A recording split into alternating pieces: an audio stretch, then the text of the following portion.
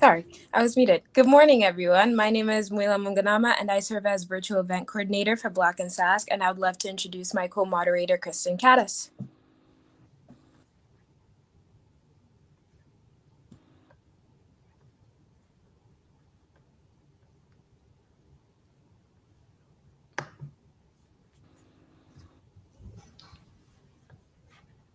Kristen?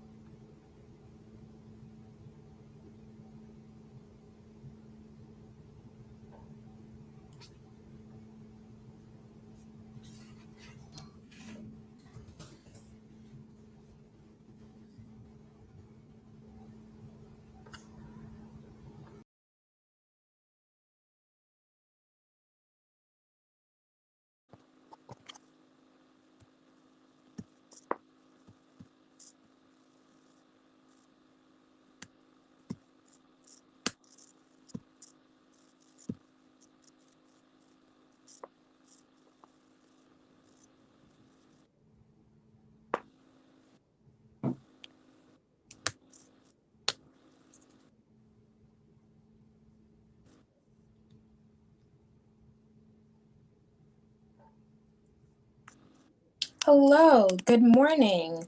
Joining us again, I would love to say hello. My name is Muila Munganama, and I am the virtual event coordinator for Black and Sask. And we'd love to welcome you today. We are excited to be joined by a few local artists, Rookie Adeolua and Obi. Before we begin and have the guests introduce themselves, I want to acknowledge that although we are meeting digitally, we are joining from the Treaty 4 territory. The city of Regina is located on Treaty 4 territory, the original lands of the Cree, Dakota, Nakota, Lakota, Ojibwe, Saulteaux, and the homelands of the Métis Nation. Today, these lands continue to be shared by many diverse peoples, and it is important that we recognize that we all have benefits and responsibilities under these agreements. We acknowledge the harms and injustices of the past and the present, and we dedicate our efforts to working together in the spirit of collaboration and reconciliation. As we are all treaty people, we respect and honor the treaties made on these territories, and we acknowledge the harms and mistakes of the past. We are committed to moving forward and doing better and being better in partnership with our Indigenous and First Nations peoples. I and the organization are committed to turning our thoughts and intentions to doing better and being better. So to introduce, we've had this introduction before as far as Black and Sask, but Black and Sask again is a youth-led nonprofit based within the province dedicated to contributing to the holistic growth of the Black community within the province. The Black in Panel series is specifically created to discuss and dissect relevant issues within the Black community with members from all sectors of society. This series allows for the representation and illustration of the diverse presence of Black peoples in various fields and their contributions to Canada. We would like to make it a point to say that Black culture and the Black identity is not a monolith. It includes many cultures, historical practices, backgrounds, and individual experiences.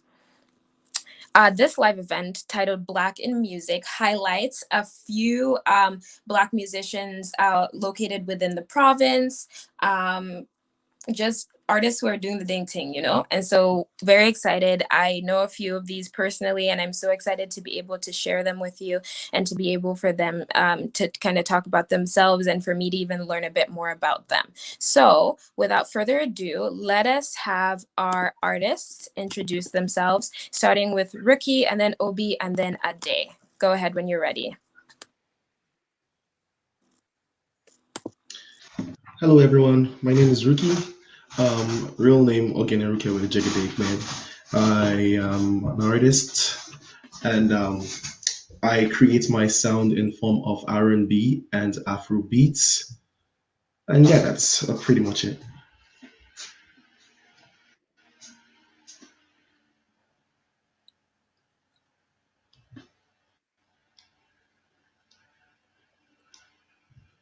Oh boy, say you're muted. Hi, there we go. Yes, my name is Avoisa, and I was born in Nigeria. I was born into a family of creatives. So I grew up in a church. That's where music first, that's where I first experienced music. And I then went into practicing music on my own spare time. And yeah, I've floated from genre to genre and sort of tried to perfect my craft as I sort of go. So I just don't like to um, sleep in a box, is how I would put it. But, yeah. Hi everyone, my name is Adelua. I'm a Nigerian singer-songwriter. I also kind of flip between genres. I've been making music for a while now, and I just always look forward to sharing experiences through music. And also, my favorite thing to do is perform live and share my art through that way. And I hope to be to share a lot about myself and my journey for this panel session. Thank you. For sure. As I said, it's very nice to meet you all, well, virtually. I've met a couple of you before, but as I said before, I know a little bit about a few of you, but I'd love to get into these questions so that everybody can know a little bit more about all of you. And so the first question is, and a couple of you spoke about this, but what inspired you all to kind of get involved with music? And I'll start with Ricky again.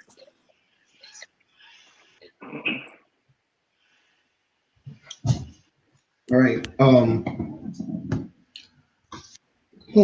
That's a really tough question because right from time I've always been a lover of music.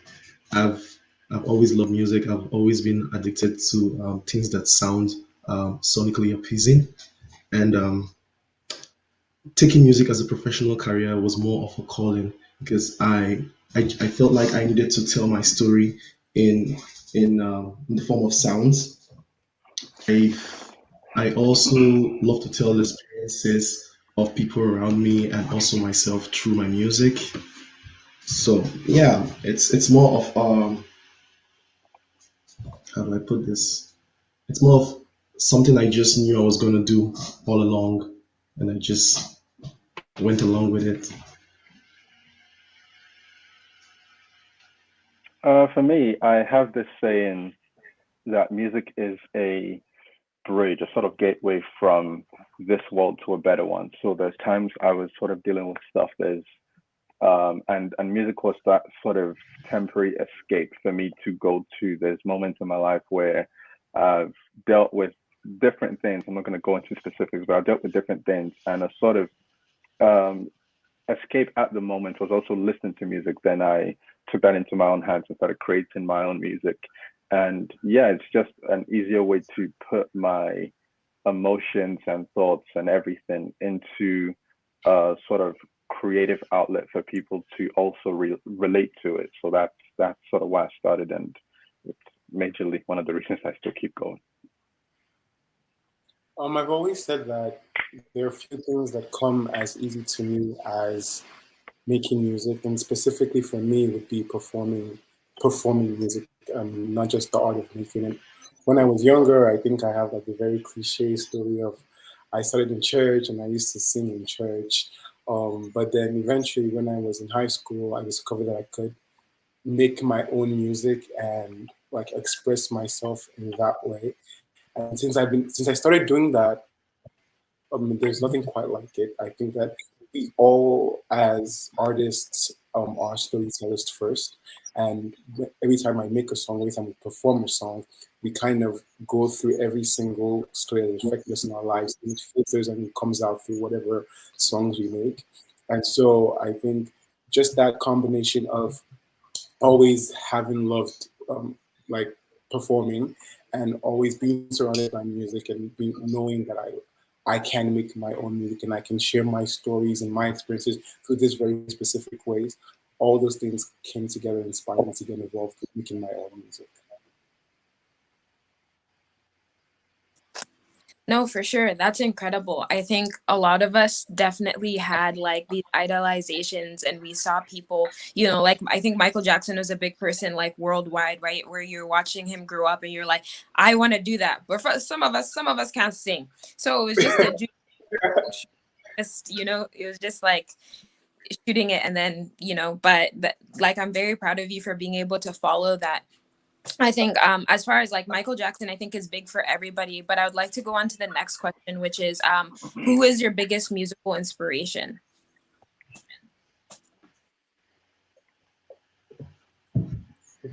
All right. I guess it's my turn. My biggest music inspiration. I'm talking about Michael Jackson. He was actually the first artist I saw on a global scale that had that magnitude of presence that I really wanted to achieve.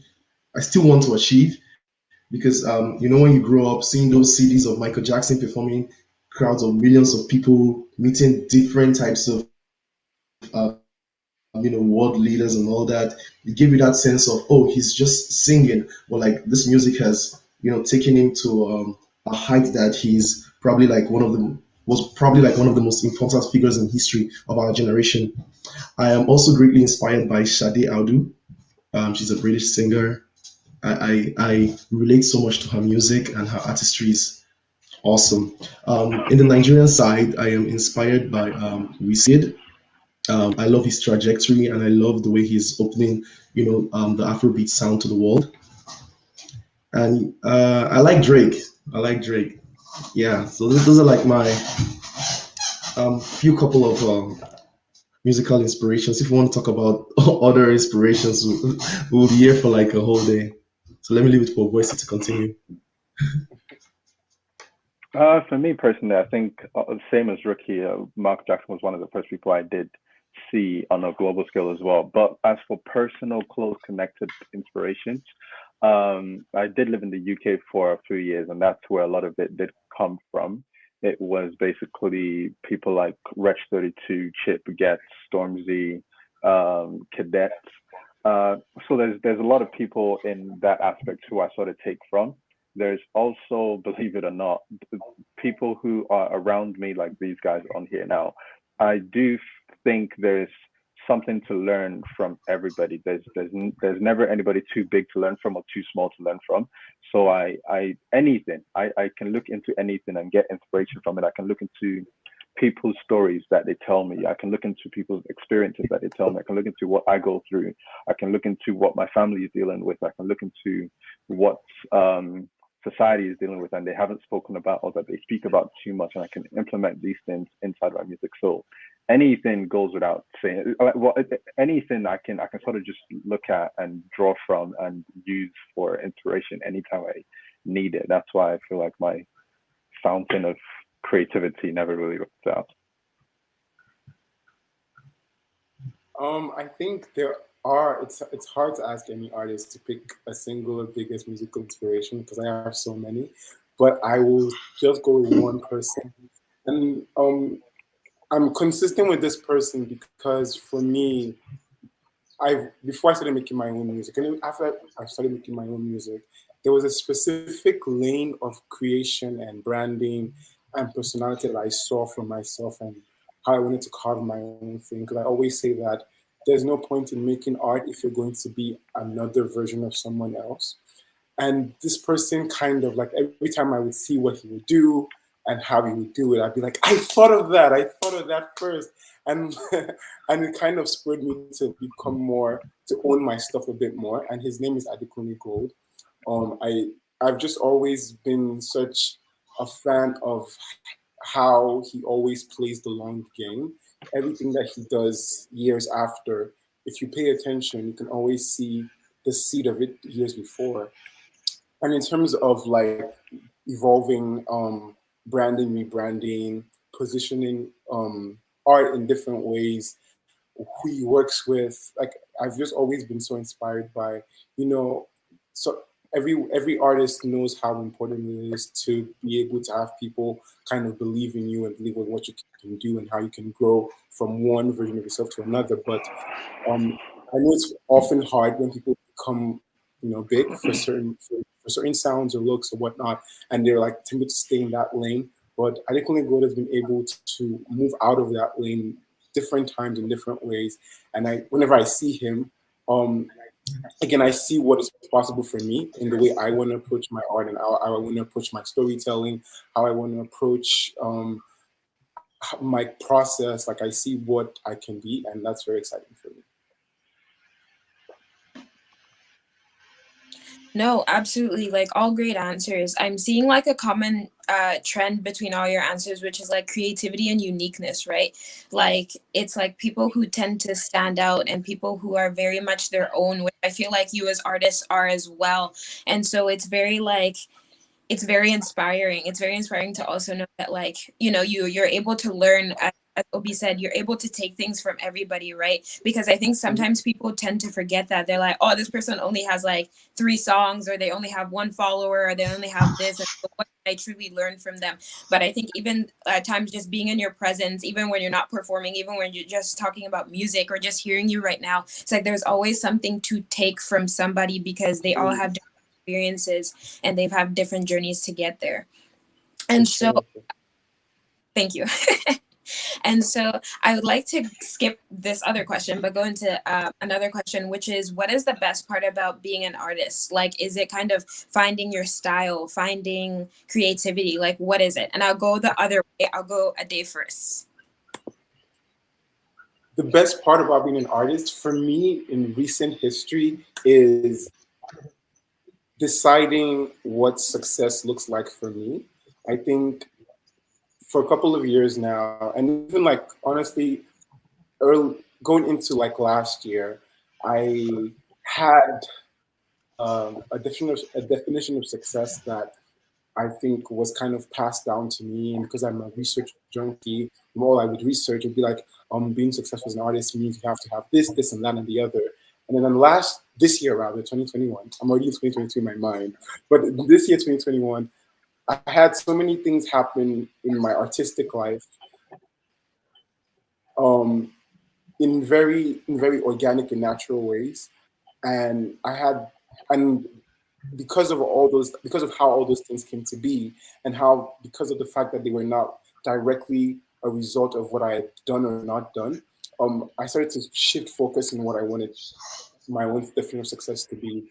And it's hard actually when you're just starting out to say, oh, I want to define success in this way or that way. But for me, I think it starts from like being happy about what you're putting into the world. Whenever I put out any piece of content, whether it's music, a photograph, video, a piece of promotional content, a video, when I release it into the like this universe, into the space, I am always 100% happy about what I make.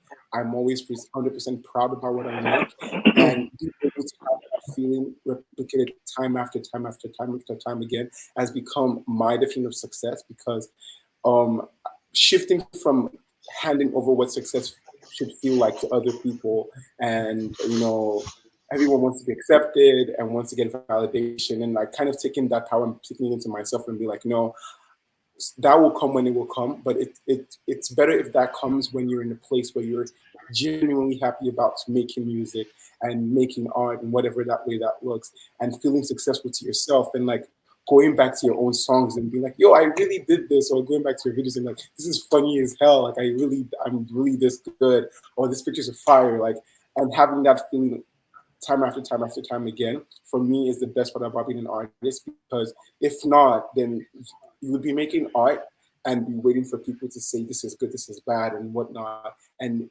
have a very torturous trajectory. Because one day you might be successful, but you will not always feel that, because when you're making smaller things, you wait for other people to validate them.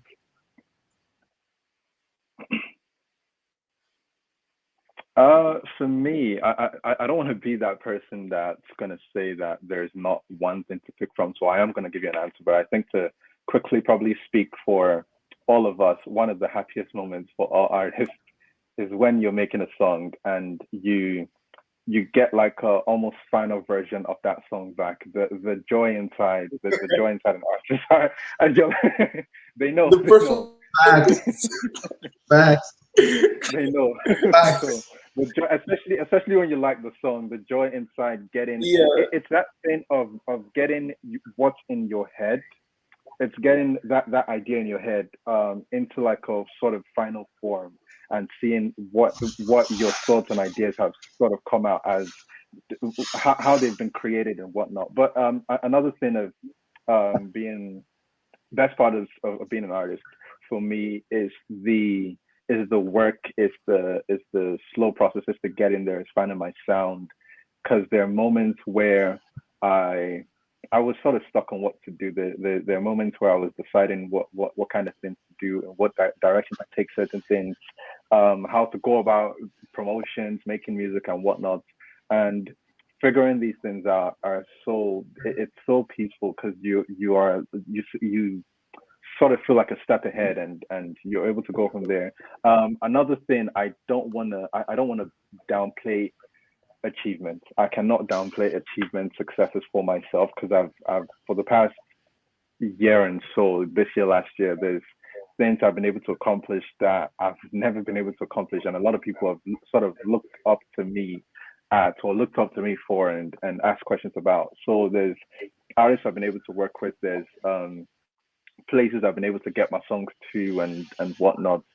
These achievements, I can't be that guy that doesn't want to appreciate them, because I did work for them. I worked hard, and I worked very hard to achieve them. So when I do get those things, they're sort of reminders that what I'm doing is still sort of is valued. There's reactions from the people when you release music. That's also one of the best things. Hearing that people love your stuff, hearing that it's being played here and played here, and people want to know what you were going through. Tons of people have called me to ask where my mind was with this sort of project of this song, or what I did here, and those things, they go forever appreciated.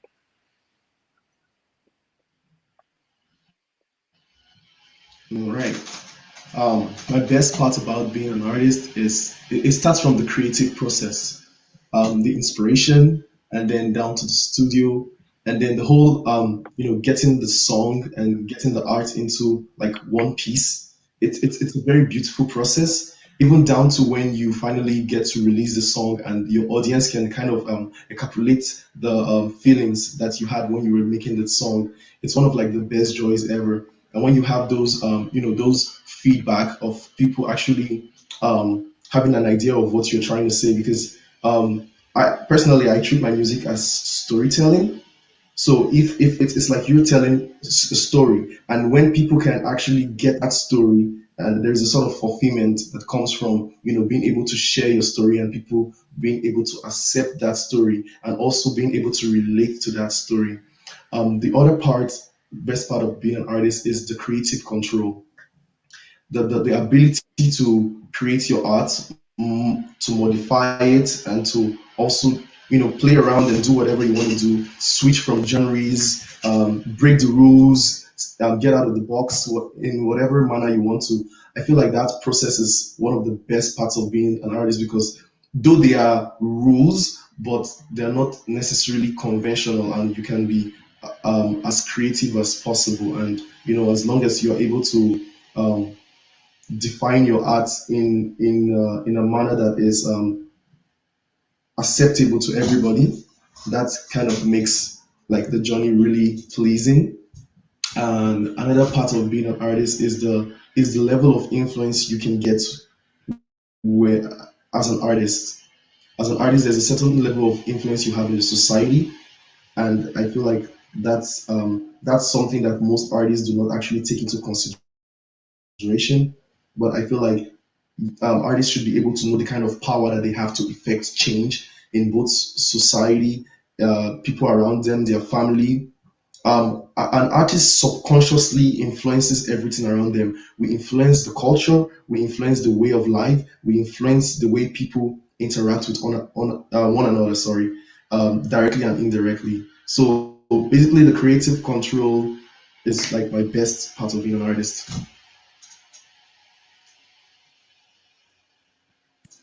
I'd first like to start with the thing Ricky just finished saying, which is very kind of important to me, and also I feel like everybody in Black and Sask can kind of relate to, where it's like constantly getting this question of how do I affect change, right? It's like if you have a passion, for example, you guys have music, like using those pathways to ensure that you are sending the message that you want to be sending, and making sure that you're taking advantage of kind of these lines of communication that you have, especially through music, right? Music is a powerful change maker, and it's a powerful educator. And so it's very brilliant that you're saying that, because I don't think, sometimes people just want to get into stuff to talk about stuff that they've never experienced, to talk about stuff that they're not fully aware is happening, when they could be talking about stuff that they do know and kind of educating on their own experiences. And sometimes I'm like, like when did you grow up in Compton? You're from Regina, Saskatchewan. You grew up in Glencairn. Like, we grew up next to each other. What are you talking about?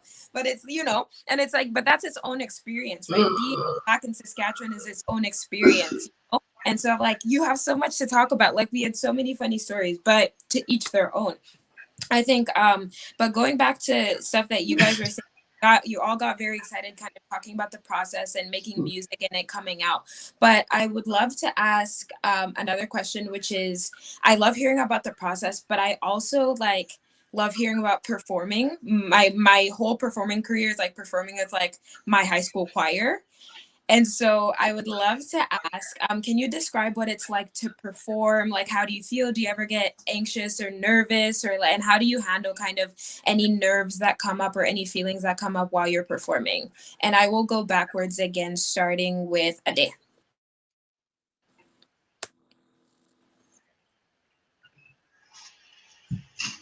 You're muted, sir. Sorry.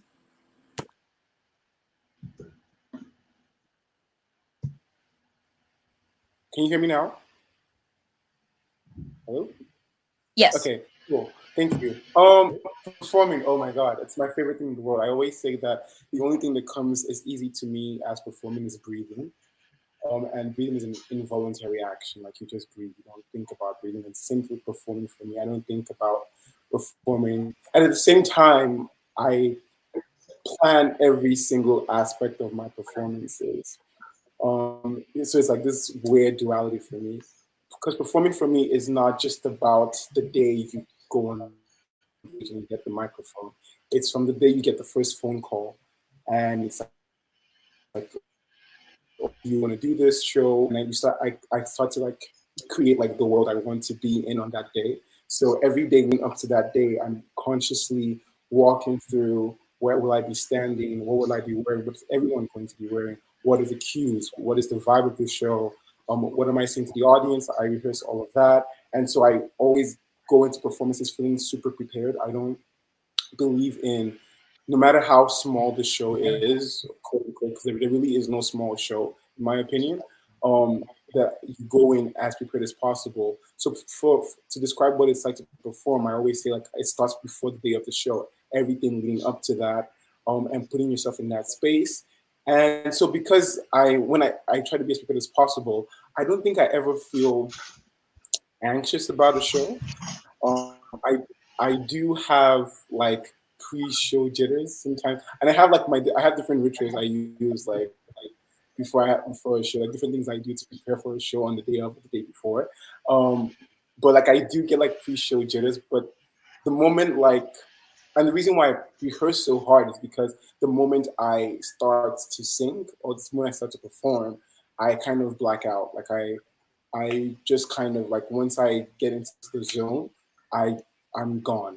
And so, which is why it's important to rehearse, because when I'm gone, I'm able to pull on what I've done before, but not in a way where I'm thinking about everything, like it's already in me. And yeah, it's kind of just like flying. Honestly, it's like you these songs that I get to perform, and everyone that gets to perform their own songs, they come from such a long history of you, and so every time that you get to share that with other people, they carry a different life and a different light to people. And especially when I get to do like energetic numbers, or even like soft and like slower ballads,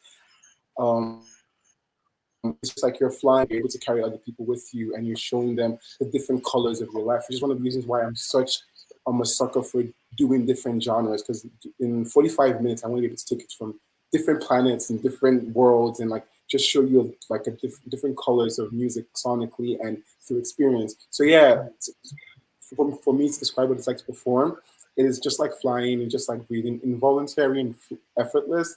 But also, I wouldn't say I get anxious. I just get like pre-show jitters, and I handle that by just doing it.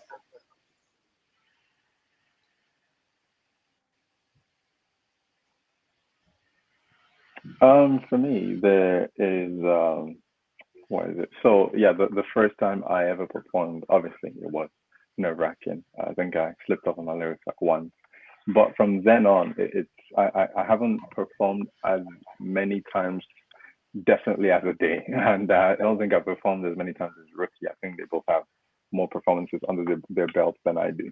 But yeah, I've had a couple moments of performing, which was fine. There's not really much for me because I usually know what I'm doing, and like Ade said, when you get into the time to perform, you get really zoned in, especially when you're confident in your craft and everything. But I've sort of the performance side of things have sort of taken a back seat for me because I wanted to sort of build my catalog of songs and um, get a range of different sort of genres, different feels, stuff with different people before I could fully get back into it. I think it was last year. Was it last year? I think it was 2 years ago. I can't even remember. I think it was last year. It was last year when I released my album Infinity, and I wanted to get a whole performance done for everything. I was sort of I called it a tour. It wasn't actually going to be a tour from state to state, but it was supposed to. I was trying to in the back of my head arrange a performance, and COVID struck. So that has sort of taken a backseat again. So I'm looking to other forms of performing at the moment. Until I get everything sorted, it's just more on building and building and building songs for people to be able to experience when and if I do get to that stage.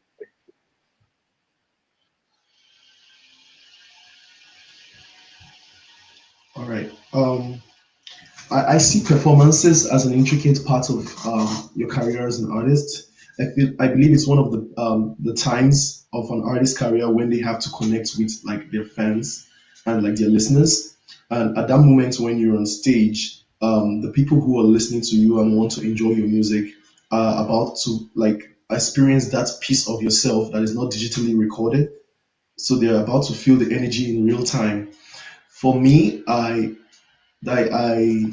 sort of like a day. I put myself through that headspace of the performance. So basically, when before I step on stage, I have practically performed in my head more than like a whole lot of times, trying to understand what I'm going to do, how I'm going to sway during the stage, or um, the only part of performance that is kind of will I say iffy is the energy from the crowd. I am very huge on energy. I'm very huge on feedback. So when I don't get a reaction from the crowd when I'm performing, it's usually throws me off. But it's something I'm working on. But then again, you can never tell the crowd you're going to meet when you're performing. So I would say when you're performing, there are these thoughts that come into your head like, okay, am I actually performing as well if these people are not giving me a reaction, or are they just so zoned out listening to my music that they have forgotten how to give a reaction? So there are all those lines of those lines of confusion that goes through your head while you're trying to perform. So I just believe that if you prepare for your performance, it doesn't matter if the crowd reacts to your performance or not.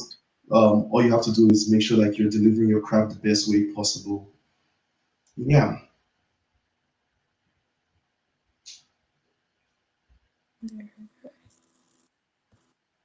Ah, so you're supposed to prepare before you get on stage. See, you tell me after I graduate. No, but it's very good. I think sometimes we like I'm very glad your nerves don't get the best of you. I think that was in my very short performing career, that was something that happened a lot and then I never learned to deal with.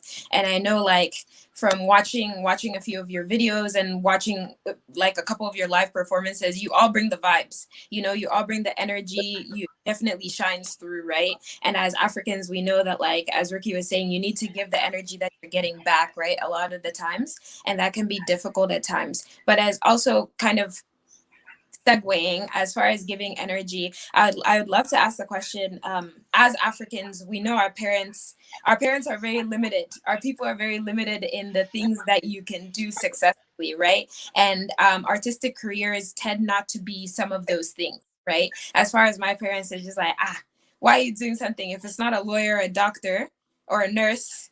You're not doing anything that's going to be prosperous, right? So how did you like, what was that conversation like with your family and friends when you're like, I'm going to do music? Like, what was that reaction like, and has that changed over time? And I'll start with Obi. Um, okay, so for me, my family has always been supportive. I think I grew up with African parents, yes, but they were a bit more lenient, and they sort of learned and kept up with how things were. And so they were very accepting, especially when I showed them what I was doing. Because I'm just gonna say I believe in myself, and I was good. So they saw that I was good from the very start. Obviously, I could get better, but um, once someone sees once people or someone sees that sees the level of your skill and talent and what you're getting up to, it's sort of almost hard to um, deny them that path, and they could sort of see that I was going to be going in that direction anyway.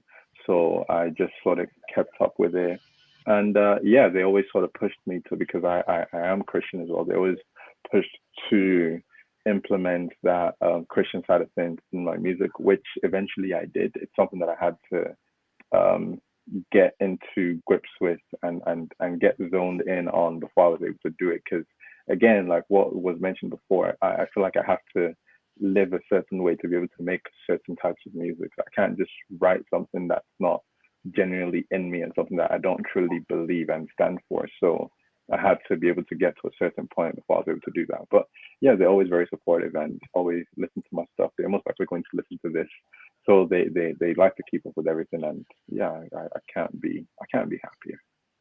Yeah.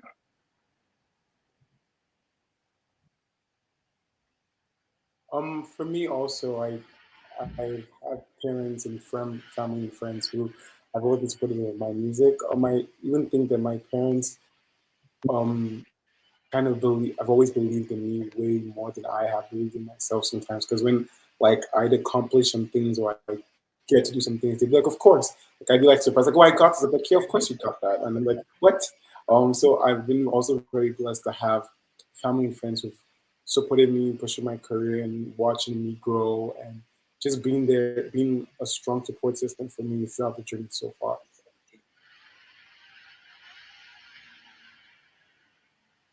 All right.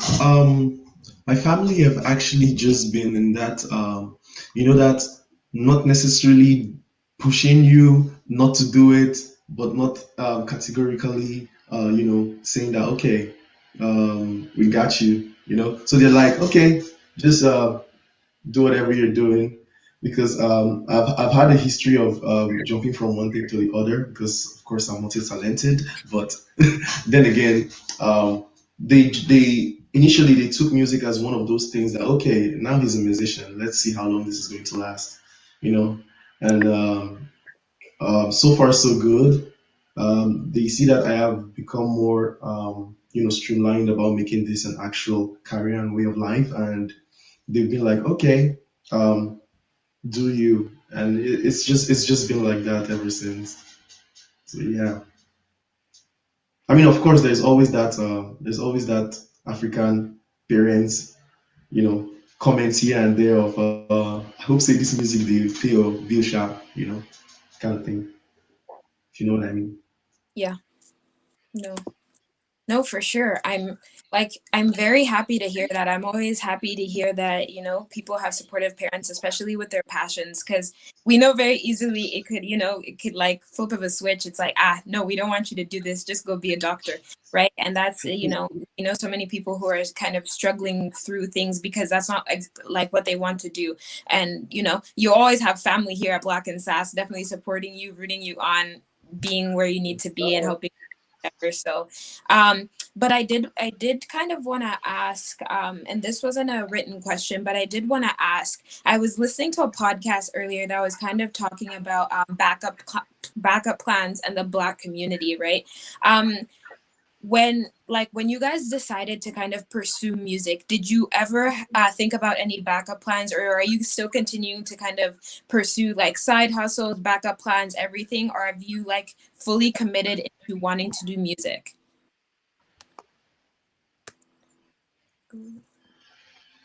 I'm pretty sure I'm gonna probably speak for everyone again, but I'm pretty sure um, we sort of almost always have um, backup plans because music is expensive. Music is very expensive, so there's almost no way to go into it without having something, some sort of income to fund what you're doing. So at the very least, if the music fails, you still have that job that you're doing, or that source of income.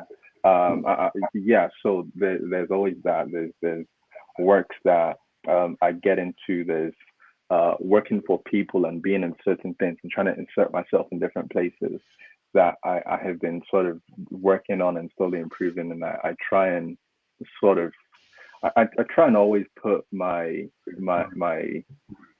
presence in as many places as I can. I know definitely it's not as much as Ade does because that guy is everywhere.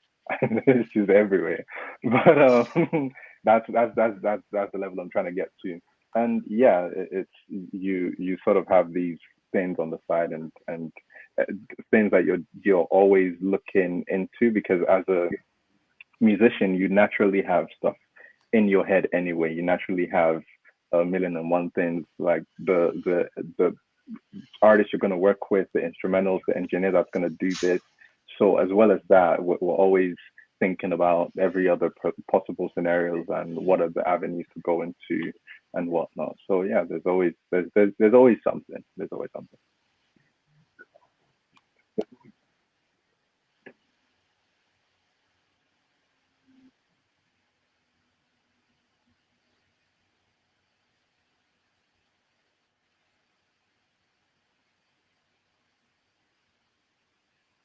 Adi, Um, after you, sir. no problem. For me, I have an interesting understanding of what a side hustle is. Just because I feel like I'm blessed and I do kind of walk in this privilege, like I'm conscious of this privilege. That everything that I get to do is everything I love to do. I don't really think of any of what I'm doing as a backup plan for the other, just because if when I was 15 and when I was 13 and when I was 9, if you'd asked me, are they like, what would you like to do? What are things that you love doing? They've remained consistent in I love writing, I love telling stories, I love singing, I love making art, and I love making content to entertain people. And in my life, I've been able to do all those things continually. As of present, for example, there's one. So I'm also a co-reporter, and so that obviously pays, like I guess, my bills and funds my life. I don't think of it as a backup plan to music because I know that I'm going to be a successful artist. I'm going to have a great music career, but I also know that that's not going to come the the expense of me writing stories and telling stories, whether it be through reporting or whether it be through fictional work. Like these are all things that I love. I have like these four main passions. Like there are like four things in my life that I absolutely love to do. Like I could do them for free. Granted, I'm basically doing one for free almost all the time, but even that has changed in the year. Like there's so many opportunities I get and some that I can't even do that like I get paid to do and whatnot. So for me personally, I think this is something that's probably personal to me in a way, is that I don't see any of my passions as backup plans for the other. I see them as everything that I do, that as reporter and writing and meeting people and telling stories, informs how I make my music and how I change my songwriting style. And same thing with the process of making music and meeting people and networking informs how I do that with everything else I do. So all my visions and my dreams are kind of collaborative, and they all help me take whatever next step is necessary in all those passions. And many times I'm able to bring all these passions together. For example, the easiest example I can think of is like whenever I have a piece of art or music I want to release the word and promote and share. I use like my writing reporter experience to find out how am I going to promote this, what story am I going to tell with this during this campaign, what colors do I want to use, what do I want to be wearing during this campaign, how do I want people to receive this visually, what do I want to focus on. Those thoughts, those ideas come from my journalistic work and what I've done in communications. And same thing when I'm doing my communications work and I'm thinking of how do we tell this story differently? How do we interview this person differently? What questions can I ask this person that are different from what they've been asked before? That comes from my knowledge of telling stories a lot, especially through music, and trying to write from different angles. Like if you listen to any of my albums or my projects, I write from different points of views of different people and characters and things like that. So yeah, I don't see any of them as backup plans to the other. I see them all as these many passions that are furthering one vision, which is to tell stories. Actually, this that question is actually something I had to actually make a decision about this year, particularly. Um, if the closest thing to a backup plan I would say is probably my educational pursuits. Aside from my educational pursuits, I feel like I've consciously decided to align everything, sort of like what Ade just talked about. I've decided to align all my passions into, making that whole sphere of abilities, and me just, going forward with it. So I record my own music and I help other artists record their music too. So I'm always in that music space even when I'm not creating my own music. And then I create art through photography and videography recently too. So it's sort of like making sure that all the dots are connecting, and like even if I'm not doing it in the mainstream aspect, I'm also at the back end trying to make things happen in like this space of things I love doing. I feel like that would help me also, fund all this my creative pursuits, as well of still being in that headspace of being in the place where I love and like my passion. So I don't like, find myself in an environment where I'm like, what am I actually doing here? Instead, I'm like, oh, nice, I'm working on this project for this person, and like getting to see this whole own person's side of the story, and like being like, part of the production of all that, all that art. So yeah, sort of like what Ade said, I'm trying to align all my visions together so that, I can, easily source out different things, and make sure I'm, happy about what I'm doing.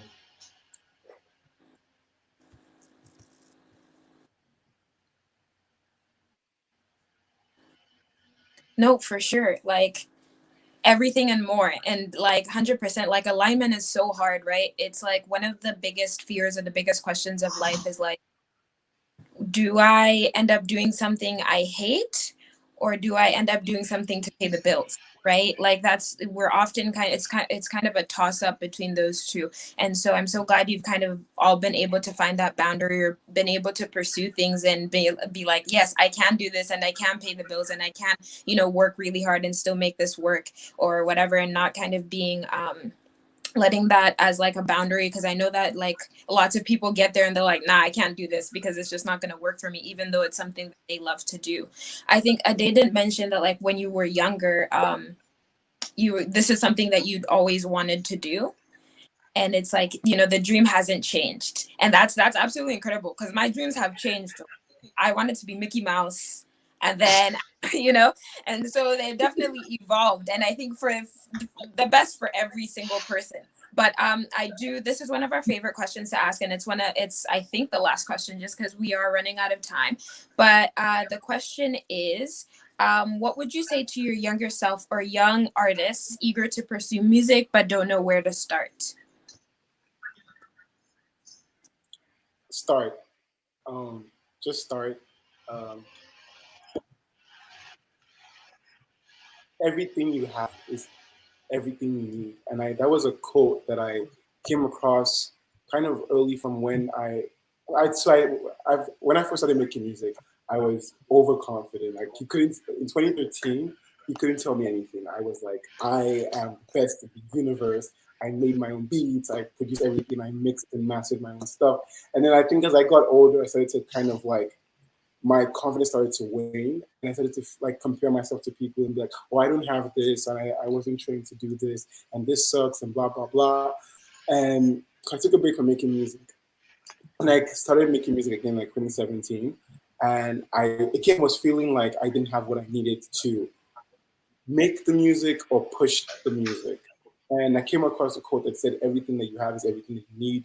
And you're already that person. You just have to be put yourself in that place. And after like I started to like really think on those words, like I kind of entered like my first phase of feeling unstoppable because I think to my younger self and to younger artists like eager to pursue music is that feeling of, oh, I can't start now, I need this and that, or I'm not good enough. And you learn by doing, you become better by doing, you become better by putting your best foot forward every single time.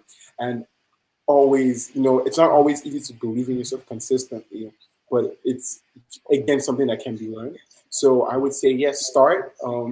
Whatever you have in your arsenal, whatever social media platforms you have, whatever friends you have. Like my friends, the people in my life remain as the biggest resource to me. I wouldn't be where I am here in many ways if not for the network of people that I've become closer with, who are my friends and who are in my life. And I use them. They know. Like one of them is on this chat right now. Voice say like I can't think of any thing I've released in recent history that Voice doesn't like approve of. Like I said all my mixes to him, and he's like, this sucks. Change this, and why is this here or whatever, and like things like that. Like I'm able to like people in my life are like the hugest resources to me, and because of that, like whenever, and also one of the reasons why like I no longer feel bad for myself because I think as artists we sometimes go through this thing like, oh, I don't have this, and you feel bad for yourself. Like the people that I look up to had less to work with than I have now as a person. And they are where they are. I mean, I look up to them, right? So like now, whenever it's like someone, which is why I also kind of guard my space in terms of, I guess networking is also important and people that you surround yourself with. I make it a conscious effort not to surround myself with people that think there's no solution to something or that something's unattainable because that gets to you, right? So also we like make sure you surround yourself with people that are always seeing the future and then you're able to support and can support you also. So yeah, like use whatever you have, start, do something, and you will grow from there.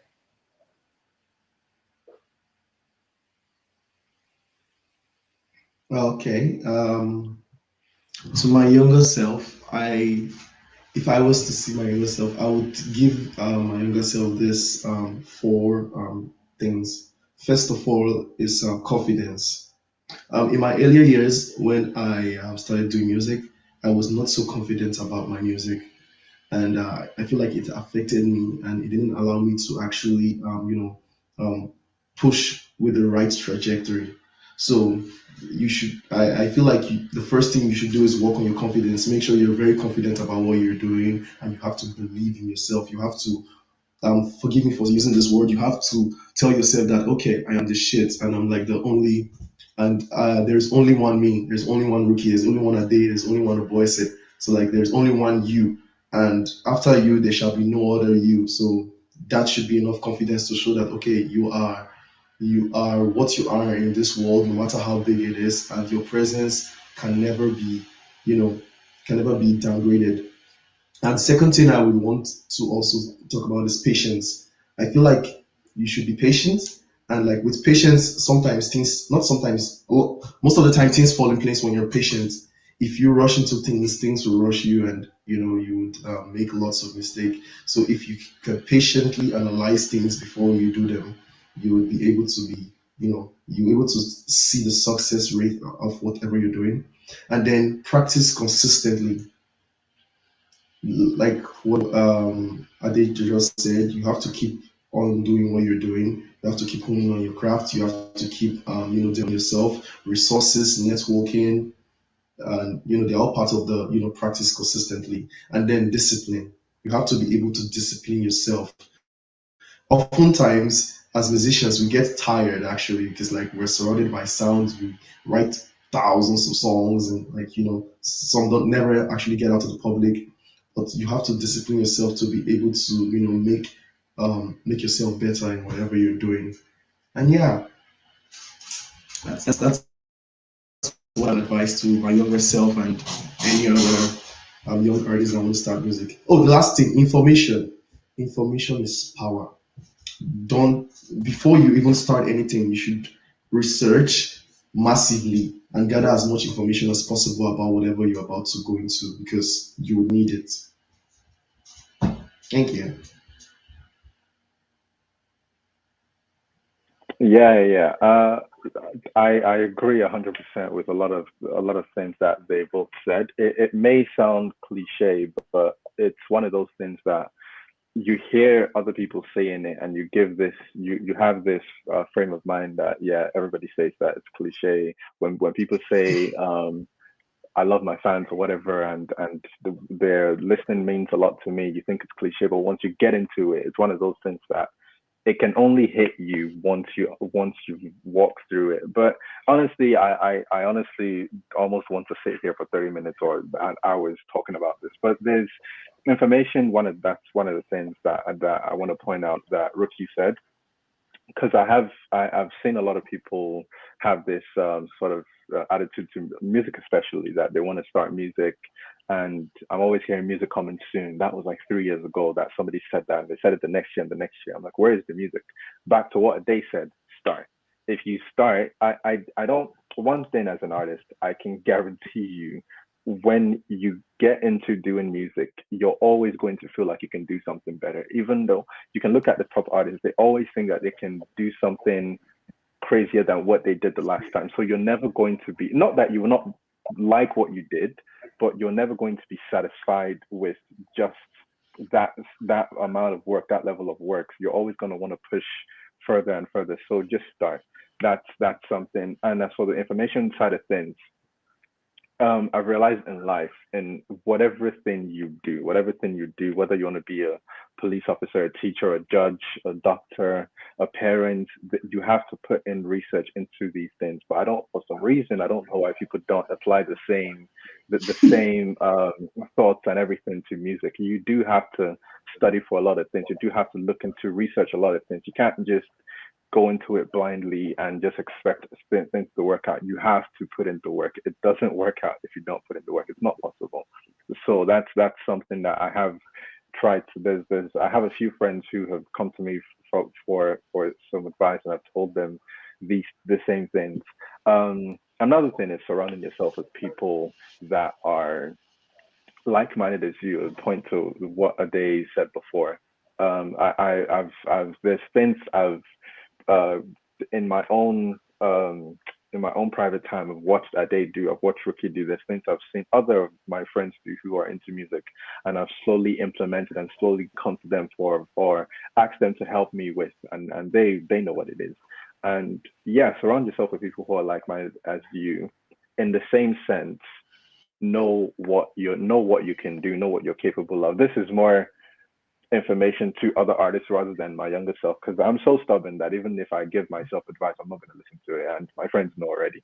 So it's just surround yourself with people that are like-minded with you and can point you in the right direction, and that will call you out when you're doing something that doesn't make sense, but also know know what you can do, know your own strength, know your own um abilities and whatnot. Another thing is to look outwards at artists, look outwards different people. Like I said before, nobody's too big or too small to learn from. Also, look to other artists to learn from. Look from people around you to learn from, because some people may feel like they want to be so unique that they don't want to involve themselves in anything else. I just want to do my own thing. And you have to realize you didn't create music. Other people have been here way before you. There's things that you can draw from. You can draw what works for you, and what doesn't work for you, you can leave it. There's always something to take from outside. No person no man is an island. So you have to draw from every other thing. Like if you look at the body itself, the ear does certain things, the nose is useful for its own function, the mouth, the hands, the legs, whatever. So you need help from different parts. So don't be drop your ego. That's essentially what I'm saying. Drop your ego. I've met a lot of artists who have this very repulsive ego. I don't understand where it comes from, but just drop it. I've never had ego around anybody. I've let my friends know that there are things that I do admire in them. The other friends who that I see certain things that they do that I try to sort of emulate in my own music, and I go in my own private time or ask them or whatever it is, and I take from different people. So ego and music, just yeah, drop it. It's not needed. So yeah, that's it for me. Amazing. I'm very upset because I was writing, like, y'all were dropping gems and I was writing down trying to catch up quick enough, and I had, like, I was gonna drop a bar because I feel like this is my opportunity. I feel like I'm on America's Got Talent, American Idol is what I meant to say. And then I had it and then it just disappeared. But to summarize, I think there's a few things that stuck out to me especially, but I think starting with a day, it was like everything you have is everything that you need, right? I think that also goes and with a phrase that commonly shows up in Black and Sask, which is you can't be what you can't see, right? And so it's like, and especially for you guys, like you guys are things. You guys are the thing. You guys are the Michael Jackson of Regina for these little Black kids, right? Because they're able to see you, and then they're able to be like, well, you people are doing the dang thing in Regina, therefore I have everything I need, right?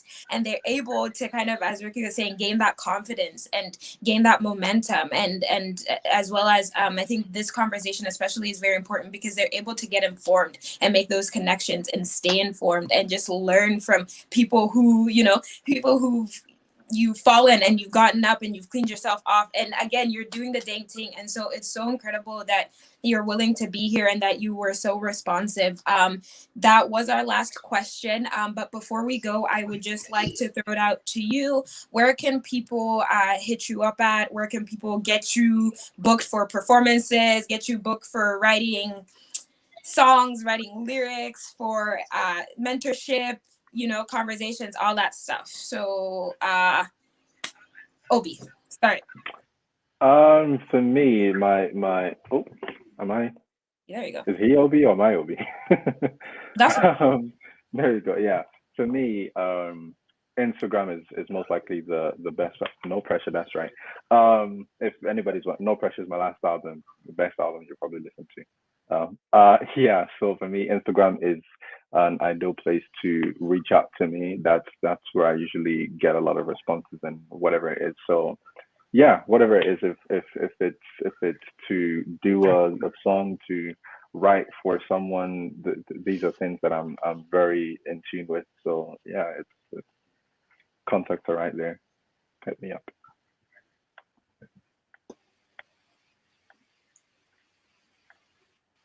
Oh, okay.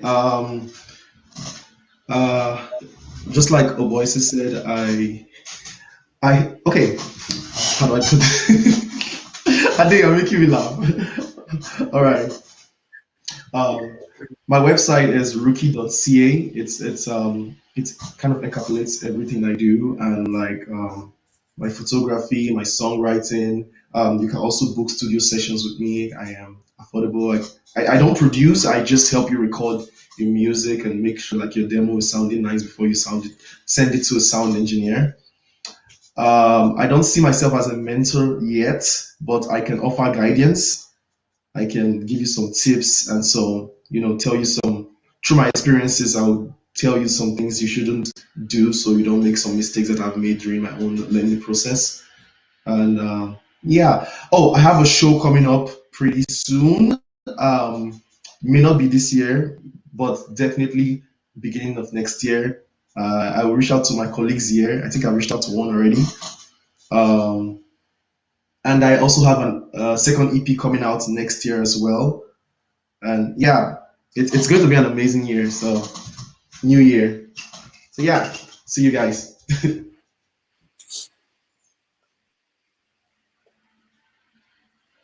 All right.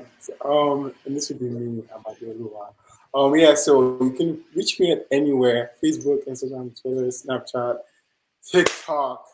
Adelua Music everywhere, literally everywhere. Reach me anywhere. And of my website also, adeluamusic.com. Yeah, hit me up. I'm down to work, collaborate. And as for things I have coming up, I can't mention them yet. But yeah, like next year, like Aruki said, is going to be phenomenal. I can't wait to share. With it. I just don't like teasing unnecessarily because of the timelines, right? But yeah, next year is going to be amazing. So many next year. But also, yeah, I do love music everywhere. I do love music at gmail.com if you want to send me an email. And then that's my website, adeluamusic.com. Yeah, thank you. Hit me up. Hit me up. Hit me up. Hit me up. Please, there's money involved. Money is important for next year. Thank you. Yes. So hit them up. Make sure to stay connected. Make sure to stay in touch. Follow them all on their social medias to just keep up with everything they're doing because they're always doing great things. I'd like to thank you all for joining us today. For and all being so polite and everything. This was a great conversation. I look forward to having more. Make sure not to be a stranger. I'd like to thank anybody who watched this video live and or is watching the recording.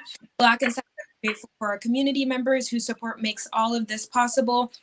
It makes it possible for us to offer these activities, information sessions for free and make sure you keep in touch with us to see how you can assist us, or if you'd like to be on a panel, or if you have an idea for a panel, hit us up. Follow us on social media at Black and Sask on everything, Facebook, Instagram, LinkedIn, and keep an eye out for more upcoming series as well as more upcoming installments in the Black in Panel series. Thank you so much. Have a great afternoon and bye. Bye, everyone.